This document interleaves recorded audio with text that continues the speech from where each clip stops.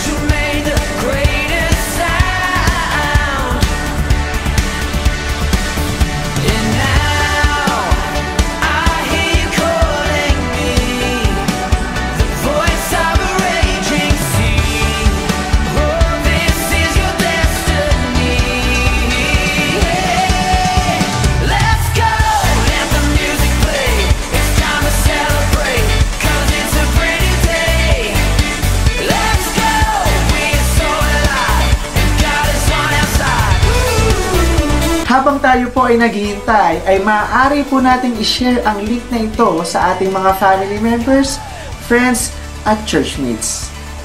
Inaanyayahan rin po namin kayo sa mga sumusunod na gawain.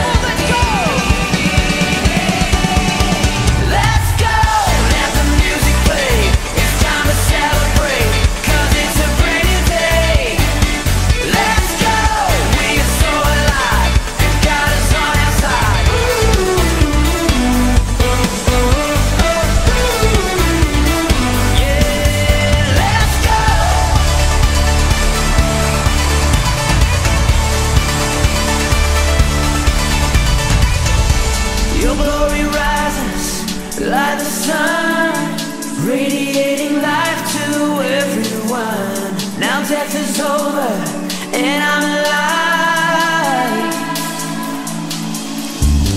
Oh, I'm taking hold of this victory, and now I'm running in my destiny. For your glory, oh, I will go. Your glory rises like the sun, radiating light to everyone. Now death is over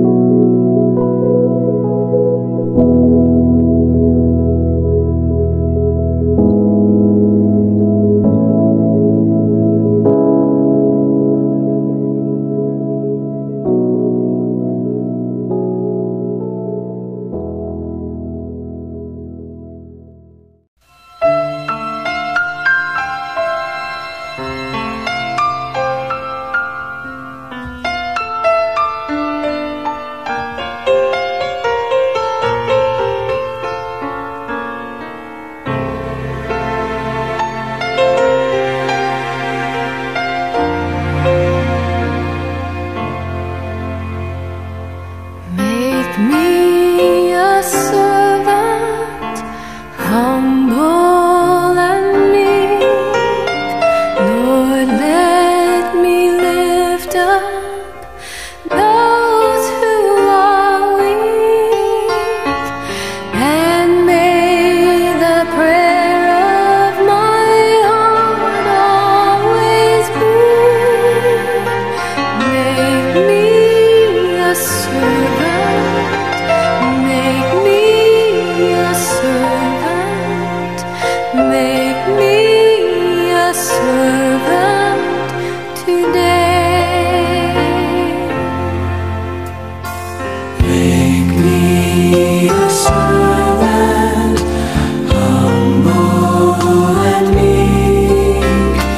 Lord, let me lift up those who are weak, and may the prayer of my heart always be, make me a servant, make me a servant, make me a servant today.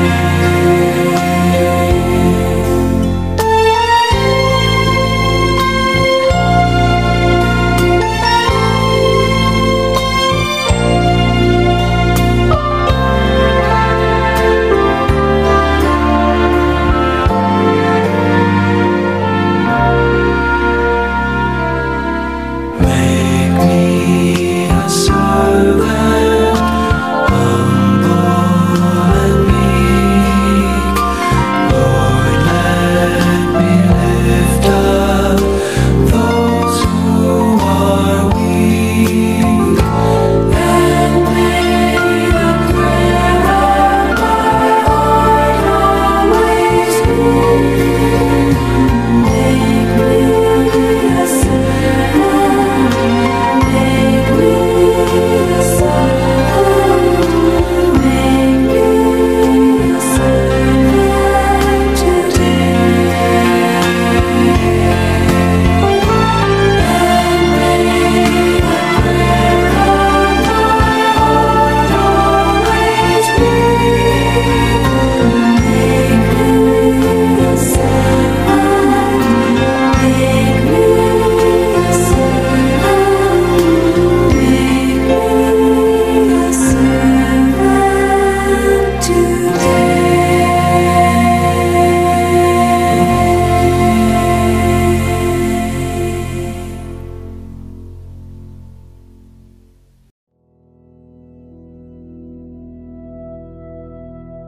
Tawag sa pagsamba, pinupuri ko si Yahweh na sa akin pumapatnubay, at sa gabi sa budhi ko siya ang gumagabay. Alam kong kasama ko siya sa tuwina, hindi ako matitinag pagkat kapiling ko siya. Tayo po ay manalangin. Ama naming Diyos ng kagalingan at pagmamahal, hinihiling po namin hindi lang po kagalingan sa sakit at karamdaman ng iyong ipagkaloob sa aming mga panalangin, kundi pawiin mo din po ang lungkot at pagdaramdam sa pagkawala ng mga mahal namin sa buhay at pagkawasak ng aming mga tinatangkilik dahil sa nagdaang kalamidad. Pagpalain mo po ang aming pananambahan ngayong gabi. Ipadama mo po sa amin ang iyong presensya sa pangalan ng iyong anak na si Jesus. Amen.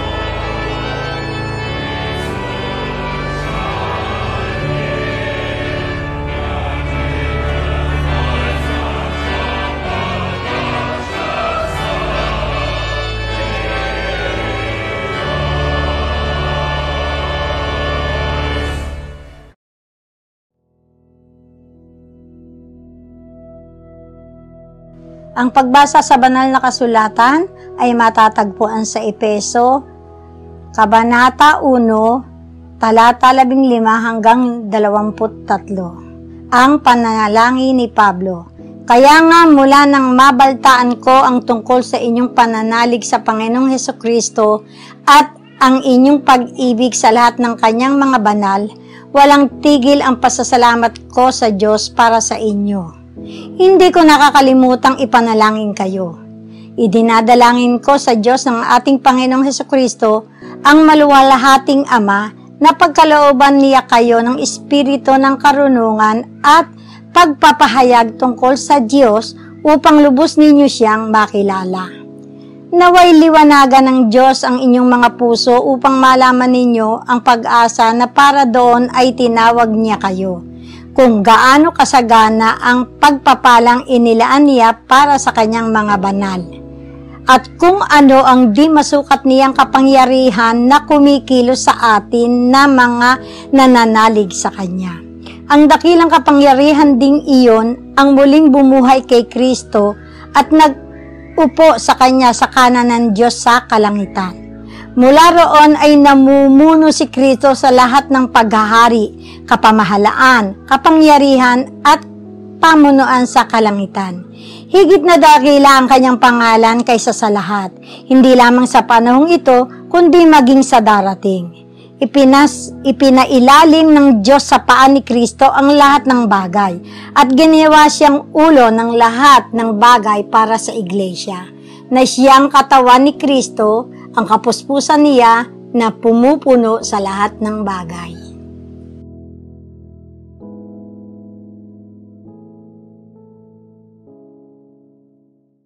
Magandang gabi muli, mga minamahal mga kapatid sa Panginoon. Saan man kayo, sa ganitong pagkakataon, tayo po ay sama-sama muli. Sa linggo ay linggo ng pasasalamat o Thanksgiving Sunday, sapagkat tayo ay makikiisa sa pagganap ng pagpapasalamat ng mga kapatid sa Estados Unidos na siyang orihinal na nagpasimula ng pasasalamat, sapagkat sa kanilang pamamalagi sa isang lugar na hindi kanila, nung sila ay mga dayuhan, nakapag-ani sila at yung unang ani nila ang siyang dahilan kung bakit sila nagpasalamat. At ang kanilang pasasalamat sa Panginoon ay inilagay nila na siyang simula ng pagpapasalamat dahil ginabayan at pinatnubayan sila ng Diyos hanggang sila ay magkaroon ng ani. Saka tinatawag nilang bagong mundo o New World noong October 1621. Ang pagdiriwang na ito ay umaabot ng 3 araw sa pagdiriwang.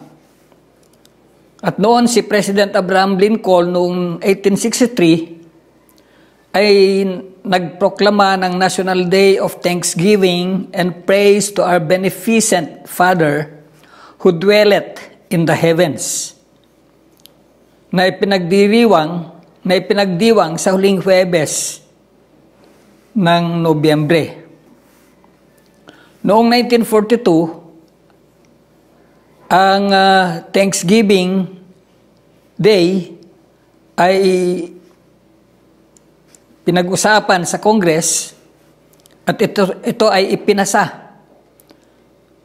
Ngunit ito ay binago ang araw ng Thanksgiving Day at ginawa itong ika-4 na Huwebes ng Nobyembre. At bilang mga iglesia na kabahagi sa United Methodist na galing pa sa Estados Unidos, tayo ay nakikibahagi sa kanilang pagpapasalamat. At tayo rin ay merong Thanksgiving Sunday. Sa kanila, Thursday ang kanilang Thanksgiving, ngunit bilang pakikiisa sa kanila, ay nagkaroon po tayo ng Thanksgiving Sunday. Ito ay ginagawa sa itinakdang linggo ng pasasalamat, malapit sa araw ng Thanksgiving Day. Sa linggo rin ay linggo ng paghahari ni Kristo. O sa Ingles ay Christ the King, Reign of Christ Sunday. Kaya't nararapat na sa ating nalalapit na pagdiwang ng kaarawan ng ating Panginoon at tagapagligtas na Jesus, sapagkat sa susunod na linggo, pagkatapos na linggo ng Christ the King, ay unang linggo na ng pagdatal. Kaya naghahanda na po tayo sa Paskong nalalapit na hindi mahadlangan anuman ang ating kalagayan. Tayo'y sumandaling manalangin. O Diyos na aming Panginoon na tumawag at nagligtas, nagbabago sa aming mga buhay, dalangin po namin ang iyong pangunguna at paggabay. Magliwanag kayo sa amin upang makita po namin ang iyong paghahari. Paghahari ng iyong anak na Jesus sa buhay na iyong ibinigay sa bawat isa. Ang iyong kaliwanagan ang siya nawayang sumaamin. Ito ay aming dalangin sa dakilang pangalan ni Jesus. Amen. Tatandaan ko po, nung ako'y bata pa, bago magpasko, meron pong mga kasamahan kong mga bata na nagsasabit ng medyas sa Christmas tree. At sa loob ng mga medyas na isinabit, ay may nakasulat kung ano ang kanilang gustong maging regalo. At ang mga nakasulat doon ay ang kanilang makahilingan. Ang katanungan ko lang po, kung tayo ba ay magsusulat ng ating mga kahilingan, ano po ang inyong isusulat? Sa mga bata, kung ano ang nasa puso, yun ang kanilang hinihiling. Sapagkat yun ang kapahayagan ng laman ng kanilang puso na nagbibigay sa kanila ng sigla. At yun din ang inspirasyon nila upang ang kanilang mga buhay ay maiayos sa pag-uugali at upang matanggap nga nila ang kanilang kahilingan. Sa ating, kung tayo man ay maglagay, yung kung ano ang ating inlagay na kahilingan, sabi nga ay yun din ang nagpapakita kung ano ang laman ng ating mapuso. Kung ano ang hinihiling, yun din ang laman ng puso natin. Bilang Kristiyano, ang ating hinihingi sa Diyos, ayun din ang kapahayagan ng ating pakikipag-ugnay sa Kanya.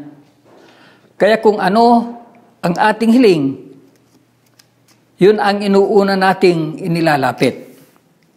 Kung ano daw ang gustong tanggapin, yun din ang katotohanan na nagsasabi kung ano ang nasa sentro ng ating buhay.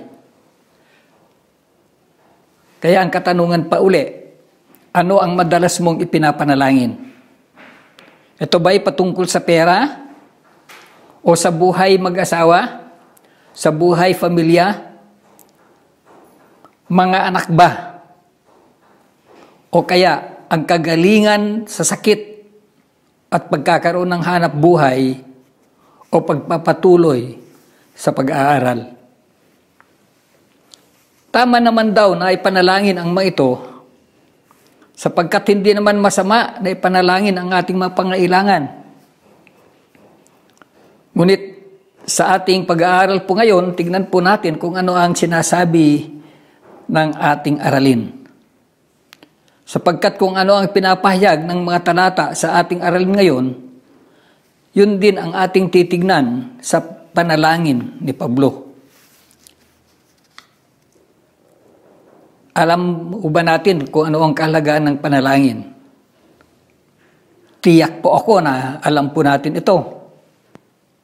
Sapagkat tayo dito sa Tangos ay meron ng Disciple Makers Prayer Group, meron pang TUMC Prayer Warriors, meron pang Now Lay Org Prayer Leaders.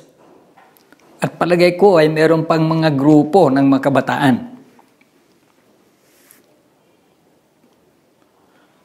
Ngunit sa ating mga grupo, kapansin-pansin na kung minsan ko konti ang nakikibahagi. Sa pagkatapos, yung pangmangunguna ay late pa sa paglalagay sa FB. Kung tutusin, tuwing tinatanong ang mga Kristiyano, kung kayo po ang tatanungin o ang mga kasamahan po nating mga Kristiyano tungkol sa kanilang pagpapanalangin, sigurado ako na marami ang magsasabi na araw-araw silang nananalangin.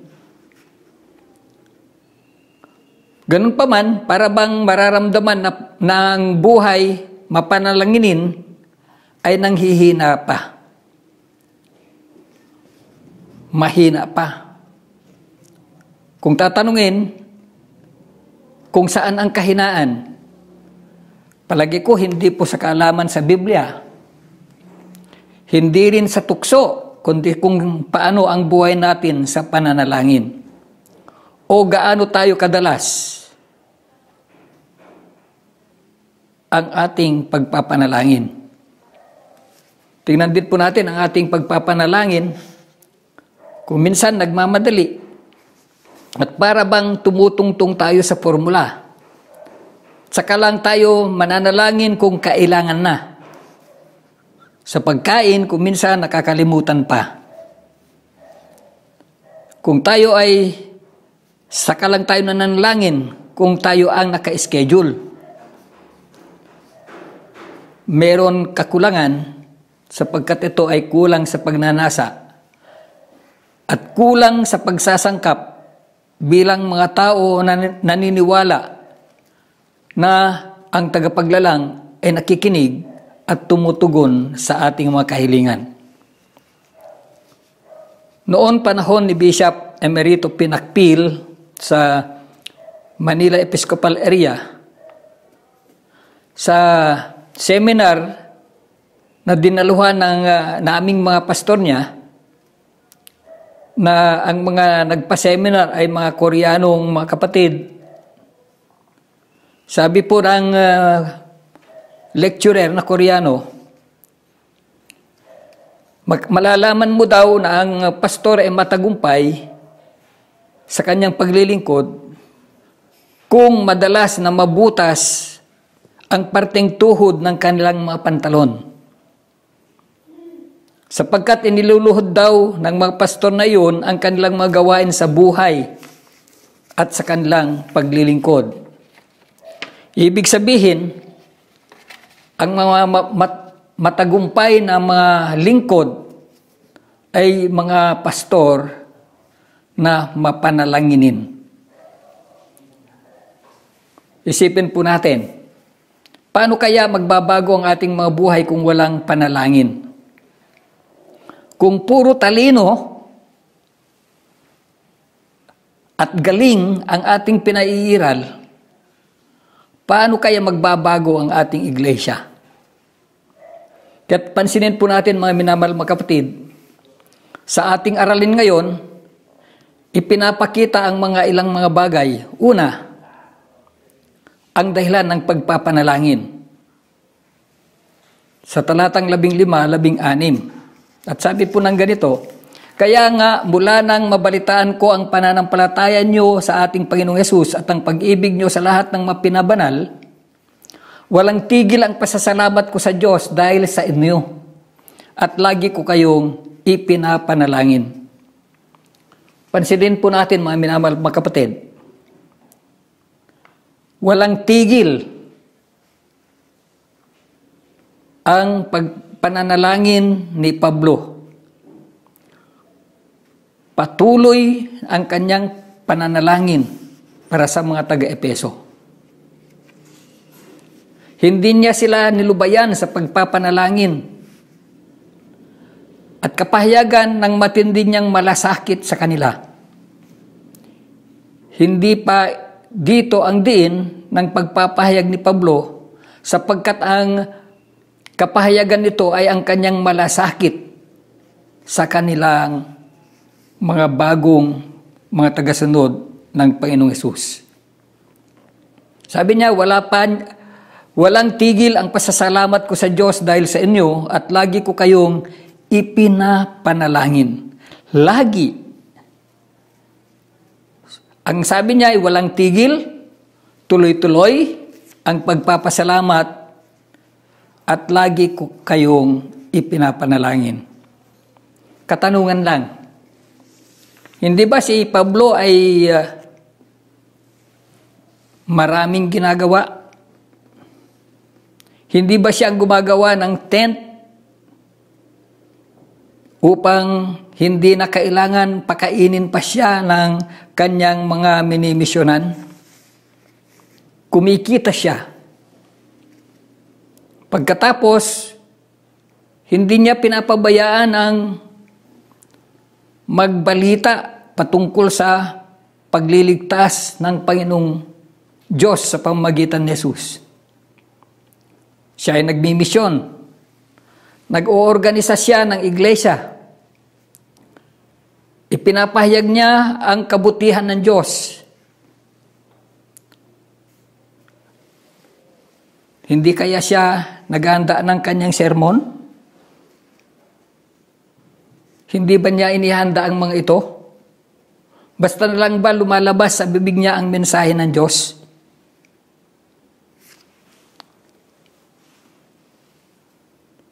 Makita po natin, ang kanyang ginagawa ay tinuturuan niya ang mga mamumuno ng iglesia. Kaya't kung bigyan po natin ng isang salita, si Pablo ay workaholic. Hindi lang workaholic, kundi siya ay multitasking.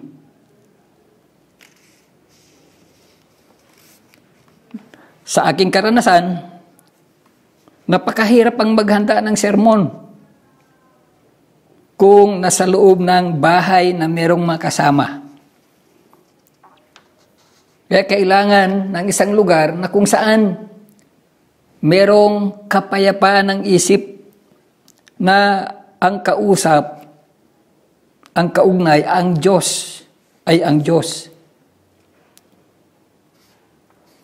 Pero kahit na inihahanda, kahit na naghahanap ng panahon na matahimik, kahit po sa paggawa sa gawain ng bahay, sa gawain sa loob ng bahay, ay dumarating pa rin yung panahon na yung inihandang mensahe para sa mga anak ng Diyos ay iniisip pa rin. Kahit nagbumultitasking din ang mga pastor, yan lang kailangan po nila ng lugar na kung saan sila ay merong matahimik na pakikipag-ugnay sa Panginoon. Kay Pablo, makita po natin na tutok siya sa kanyang paglilingkod. Ang isip niya, ang kanyang magalaw, ay nakatutok sa paglilingkod. At nasabi nga siya ay makaya sa multitasking. Kahit na gumagawa siya, nakatuon pa rin ang isip niya sa pagpapanalangin sa pinangungunahan niyang mga kaluluwa, sa kanilang patuloy na pagsusuko ng buhay sa Diyos at pamumuhay bilang tagasunod ni Jesus. Sa kanyang pananalangin, makikita ang mga ilang mga bagay din kung ano ang udyok ng pagpapanalangin. Si Pablo ay nanalangin sa udyok ng pagpupuri sa Diyos. Mula sa talatang 3 hanggang 14, pinapupurihan ni Pablo ang Diyos sa ginawang pagliligtas sa mga tao. Sapagkat nakita ni Pablo ang kadakilaan ng Diyos sa ginawa niyang pagliligtas sa kanya at sa kanyang pagkakalob ng pinakamamahal at bugtong na anak upang iligtas ang mga tao.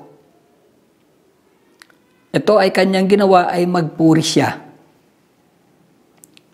At ang kanyang pananalangin, hindi lang nagpupuri, kundi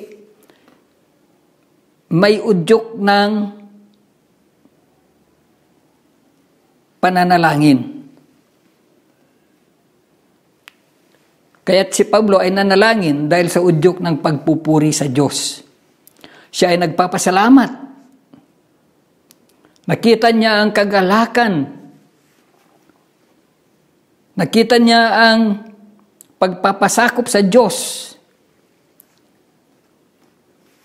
Nakita niya na ang kanyang mga ipinapanalangin ay pinaghaharian ni Jesus. Kaya napakaganda na makita po natin ito na kahit na sa atin, dapat po tayo ay luluhod sa panalangin kung mabigat ang mga problemang dinadala. Doon lang po tayo lumuluhod kung minsan. Kay Pablo, ang udyok ng pagpapanalangin ay sa hindi mapantayang pag-ibig ng Diyos. Ang kadakilaang walang kapantay. Ang kanyang pagpupuri sa mga ginawa ng Panginoon. Pagliligtas. Ang pangalawa ay nanalangin si Pablo sa udyok ng pagkamangha sa pagtugon ng mga taga-Epeso. Nakita ni Pablo ang kamanghamanghang pagtugon ng mga taga-Epeso sa tawag ng pag-ibig sa kapwa, na sa kanilang pag-ibig ay nagtutulungan, na sa kanilang pagtutulungan madali nilang maharap at mabigyan solusyon ang kanilang mga problema. Kailan lamang noong linggo, sa webinar, ang sabi ni Reverend Menre Mendilio, kahit daw maliit ang church na kanyang pinaglilingkuran, ay nakahanda silang tumulong sa nangangailangan. At ito ay makikita sa kanilang pagbibigay ayuda, una sa mga driver na naapektuhan ng COVID-19 na nawalan ng kita. Sa ngayon, nakadalawang beses na daw silang naghanda para sa tulong sa mga tinamaan naman ng bagyong Rolly at Ulysses. Ang dahilan po nito, ang kanilang pagtugon ay dahil sila ay naihanda. At ang pagkilos ng Diyos sa kanila, pagkilos ng Panginoong si Jesus na siyang nagligtas sa kanila, ay makita sa kanilang pagtugon at pagnanais na tumulong sa mga nangangailangan. Ganun ang pag-udyok kay Pablo upang patuloy niyang ipanalangin ang mga taga-Epeso. Yun bang nakikita niya ang pagtugon ng mga taga-Epeso sa kadakilaan ng Diyos sa kanilang buhay, na siya ring nag-udyok sa mga mananampalataya sa pagtutulungan. Ito ang udyok sa pananalangin, yung italaga ang mga Kristiyano sa patuloy na pagkilos dahil sila mismo ay nakaranas ng dakilang pag-ibig ng Diyos sa kanilang buhay. Ang ikatlo, nananalangin na tuloy-tuloy si Pablo dahil sa udyok ng pagkaalam na ang Diyos mismo ang nagpapaganap sa pagtugon ng mga taga-Epeso. Sino ba ang ating pinasasalamatan sa magandang nangyayari sa ating buhay? Yun bang walang ginagawa o yung patuloy sa pagkilos? Si Pablo ay patuloy ang pananalangin dahil nakita niyang walang ibang gumagawa sa buhay ng mga taga-Epeso kundi ang Diyos. Kumilos ang Diyos sa buhay ng mga Kristiyano sa Epeso. Iniligtas ng Diyos ang mga taga-Epeso sa pamamagitan ni Jesus. Sila ay kumikilos dahil ang udyok ng Panginoon sa kanilang buhay ay tumugon sa kanyang pag-ibig. Hanggang hindi natin makita na walang ibang gumagawa sa buhay natin kundi ang Diyos, hindi po natin mapapupurihan ang Diyos at mapasalamatan. At hindi po tayo nagtutuloy-tuloy sa pananalangin.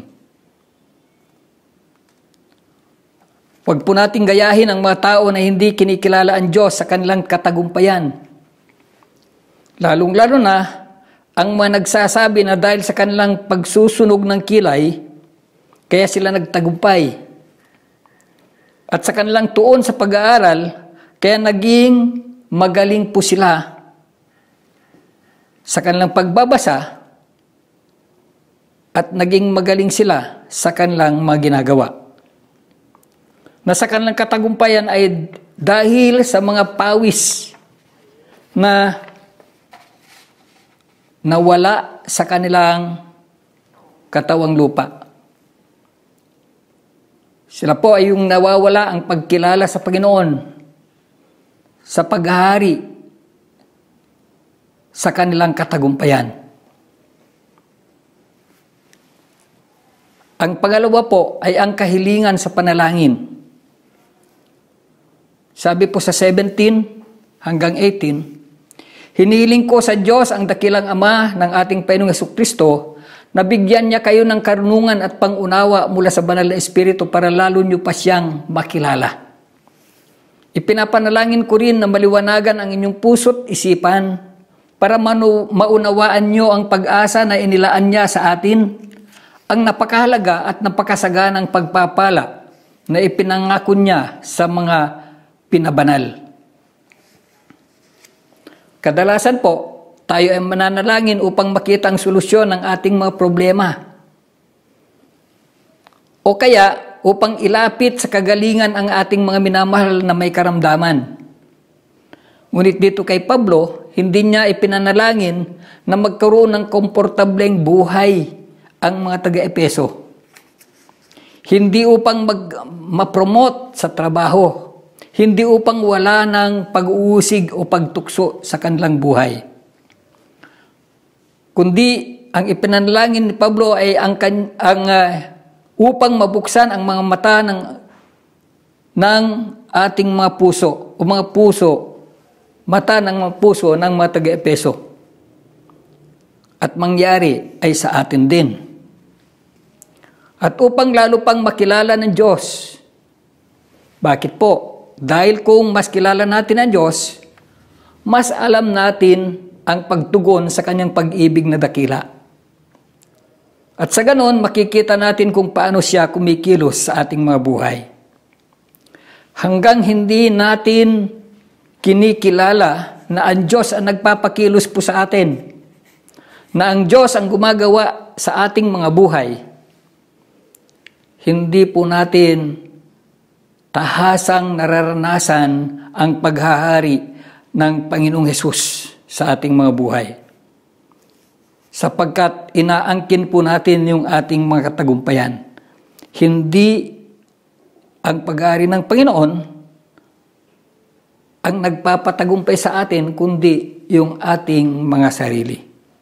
Kay Pablo, nakita niya na ang pagkilala ng mga taga-Epeso at ang kanilang pagbabago sa buhay, hanggang sila ay magtulungan, hanggang sila ay mabuhay na kasakasama ng Diyos ay dahil ginagawa nila na si Jesucristo ang siyang hari ng kanilang buhay.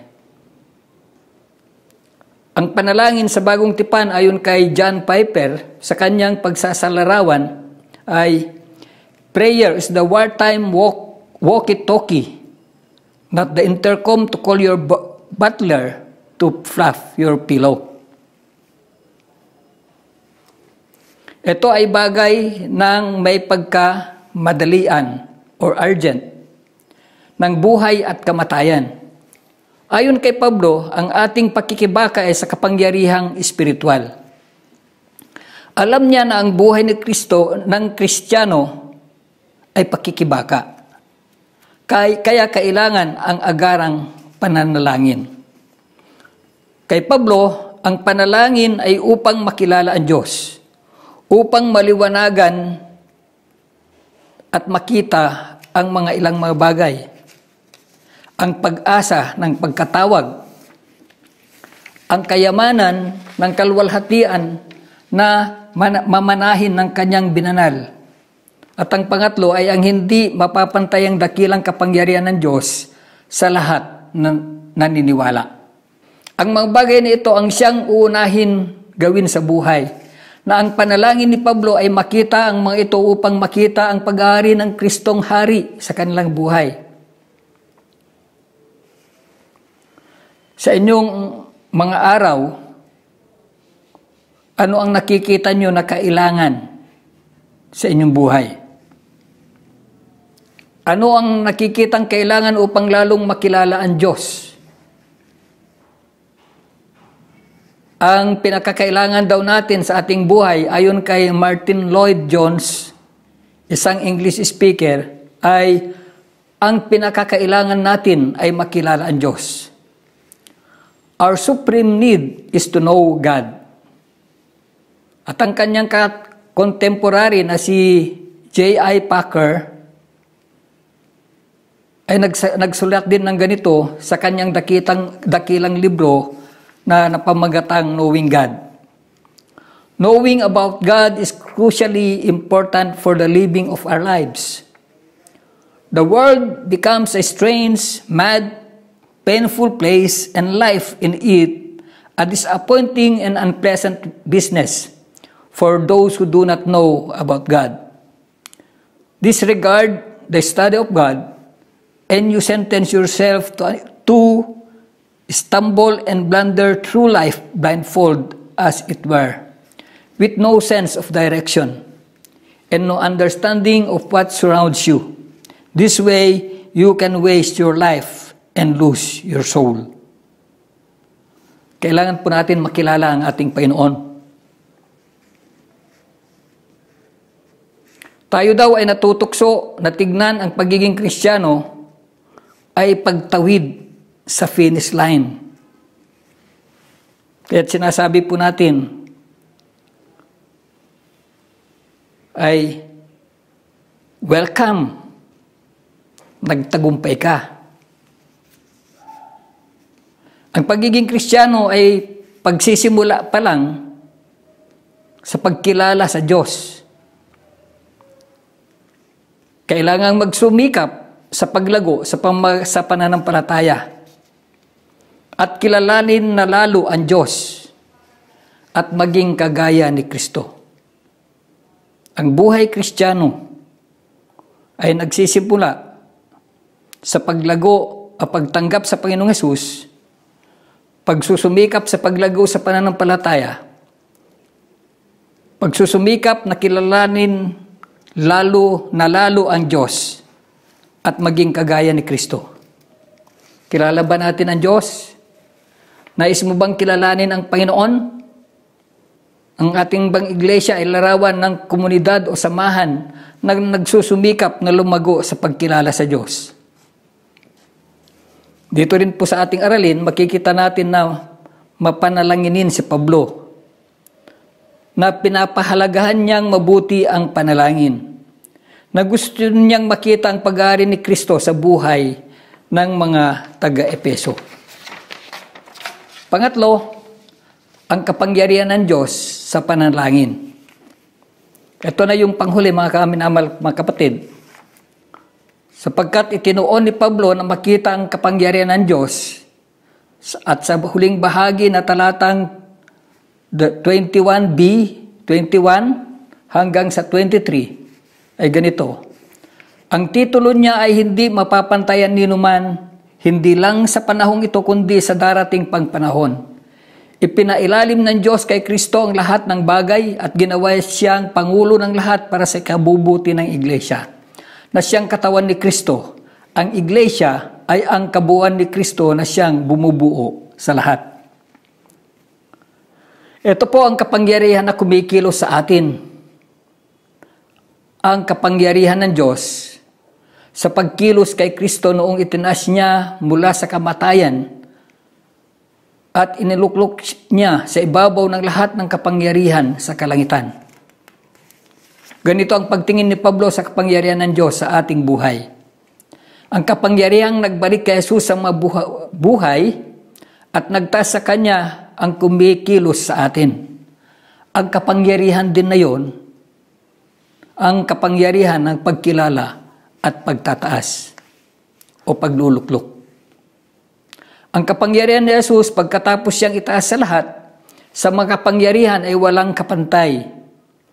Itinaas si Jesus sa ibabaw ng lahat kahit sa mga kapangyarihang nagpapahirap ng buhay. At ang bawat tumatanggap at nakipag-isa kay Kristo ay isang Kristiyano at siya ay nasa kay Kristo. Sapagkat si Kristo ang Panginoon ng lahat, walang kapangyarihang pwedeng kumalaban sa Kanya. At ang kapangyarihan ni Kristo ay kumikilos sa bawat Kristiyano. Kaya kahit anong kapangyarihan na laban kay Kristo ay walang magagawa sa mga Kristiyano. Sapagkat ang mga Kristiyano, kung sila ay pinaghaharian ng Panginoong Hesukristo, ang kalaban ay walang magagawa para sa buhay ng mga tagasunod ni Kristo, ang mga Kristiyano.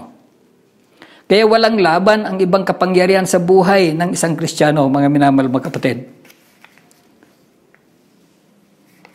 Bagamat ang masamang espiritu nananakot pa rin hanggang ngayon, pero sila ay inihalin tulad na leon na wala ng mga ipin. Atungal ng atungal, nananakot, ngunit wala ng kapangyarihan. Yan po ang kalagayan po ng masamang espiritu sa buhay ng mga na kay Kristo. Ngunit hanggang sa ngayon, ano ba ang ating mga ipinapanalangin? Kung minsan, hinihiling po natin na bigyan tayo ng kapangyarihan upang lumaban. Kapangyarihan upang magtagumpay. Kapangyarihan upang umunawa. Kay Pablo ay pinapakita sa atin ngayon na ang kapangyarihan ni Kristo ay matagal nang kumikilos sa buhay ng mga nagpasakop sa Kanya, sa buhay ng mga Kristiyano. Nagsimula pa ito noong nagsuko tayo ng ating buhay sa ating Panginoong Hesus. Sa ating aralin, ipinapakita na ang Diyos ay matagal nang kumikilos sa ating lahat. Ito ang kapangyarihan nagpapabago sa atin, nagpapalakas sa atin at nangunguna sa atin. Ang Diyos mismo, ayon kay Pablo, ang siyang kumikilos at gumagawa sa ating mga buhay. Kaya ang panalangin niya ay upang makita ang pagkilos ng Diyos at upang makilala siyang lubos. Dahil dito, kailangan din nating makita na kailangan nating makita ang kapangyarihan ng Diyos upang mamuhay tayo bilang matagumpay, mga Kristiyanong matagumpay. Ang mabuhay bilang Kristiyano ay mabubuhay ayon sa kagustuhan ng Diyos. At ang pag-aari ni Jesus sa ating mabuhay ay ating ipahayag sa pagpupuri at pagpapasalamat at pagkilos ayon sa Kanyang pangunguna. At ang pangalawa ay kailangan makita ang kapangyarihan ng Diyos sa ating mga buhay upang mag-udyok at magbigay lakas sa atin sa paggawa tungkol sa pagkilos ng kaharian ng Diyos. Sa kaalaman ang kapangyarihan ng Diyos ay kumikilos, ito ay nagbibigay ng udyok ng paggawa. Kung tayo po ay hindi gumagawa, ibig sabihin hindi po natin kinikilala na ang Diyos ay kumikilos sa ating mga buhay. Sa kaalaman ang presensya ng Diyos sa mga inaapi, sa pakikibaka ng mga kapatid, sa nanghihinang mga lolo't lola, sa mga naghihikaos na mga tao, sa mga tribo na hindi nakarinig pa ng pagliligtas ng Diyos, sa ating sariling buhay na may kahinaan, tayo ay nuudyukan upang magpasakop. At kapag tayo ay sinakop na ng Panginoon at tayo ay nasa Kanya, meron na pong udyok upang tayo ay gumawa. Hindi dahil kailangan nating tapusin ang iniwan ng Diyos, kundi tayo ay nanyayahan maging kabahagi sa paggawa sa kapangyarihan ng Diyos. Kagaya ng sinabi ni Pablo sa unang Korinto 3:9, kami kapwa manggagawa ng Diyos. Kaya kailangang mabukas ang ating mga mata upang makita na ang kapangyarihan ng Diyos ay kumikilos sa kapaligiran at sa atin. Kumikilos upang tayo ay gumawa. Kumikilos sa ating mga buhay sa pamamagitan ni Jesucristo na iniluklok sa itaas ng lahat ng bagay. Kaya't patuloy tayo na manalangin upang makita natin ang pag-aari ng Diyos sa ating mga buhay. Kumikilos, gumagawa at nagpapabago sa ating lahat. Nagbibigay linaw sa lahat ng bagay sa kapangyarihan ng Diyos. Ito ang pag-aari ng Panginoon. Pagkilos ng Diyos. Pag-aari ni Kristo sa buhay ng mga Kristiyano.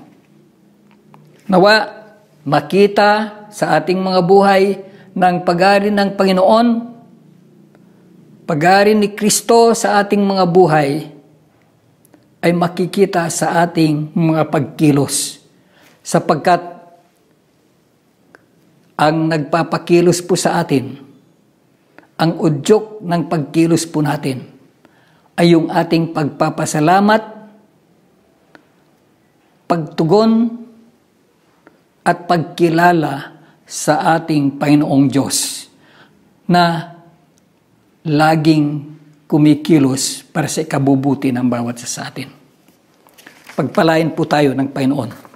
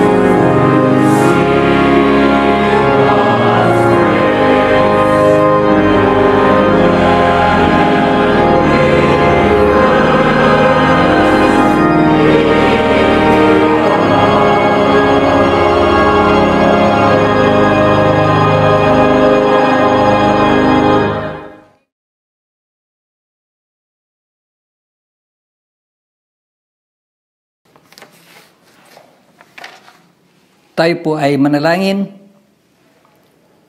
Purihin ka, O Diyos, sa aming Panginoon, sapagkat sa gabing ito, nakita po namin na kahit pa noon hindi pa kami tumatanggap sa iyong paghahari sa amin, ikaw ay kumikilos na. Kaya ibinigay po ninyo ang iyong bugtong na anak na si Jesus upang ipahayag ang iyong pagliligtas at sa pamagitan ng kanyang pag-ako sa aming makasalanan, ginampanan niya ang kaligtasan para sa bawat isa sa amin. Bagamat sinakripisyo niya ang kanyang buhay, ito ay ginawa niya upang ipahayag ang iyong pagkilos sa buhay ng bawat isa sa amin. Na kung kami magpasakop, O Panginoon, ay hindi na lamang ang manalangin upang kami pagharian, hindi na lamang manalangin upang humingi ng kalakasan, hindi na lang paghingi ng mga kasagutan sa aming mapangailangan, kundi sa aming pananalangin ay maipahayag po namin ang aming pasasalamat, ang aming pagpupuri sa iyong patuloy na pagkilos sa buhay ng mga tao, lalong-lalo na sa mga nangangailangan ng pagkilala po sa inyo.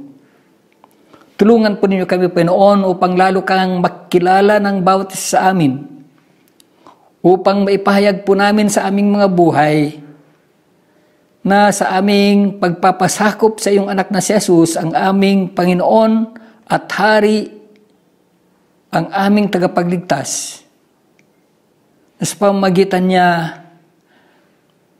kami ay nagagabayan, kami ay pinapalakas, sapagkat laging nasa amin ang kalakasan na nanggagaling po sa inyo. Ang pagkilos po ninyo sa aming mga buhay. Hindi na kami gumagawa dahil kailangan po naming tapusin ang inumpisahan po ninyo, kundi kami ay gagawa bilang pagtugon sa iyong pag-ibig, bilang kabahagi sa iyong layunin na ang buong mundo ay pagharian ng iyong anak na si Jesus, ang hari ng mga hari. Salamat o Panginoon. Kilusin kami at tulungan po ninyo kami, turuan kaming mapanalanginin upang lalo po naming makilala ang iyong pagka-Diyos sa aming buhay.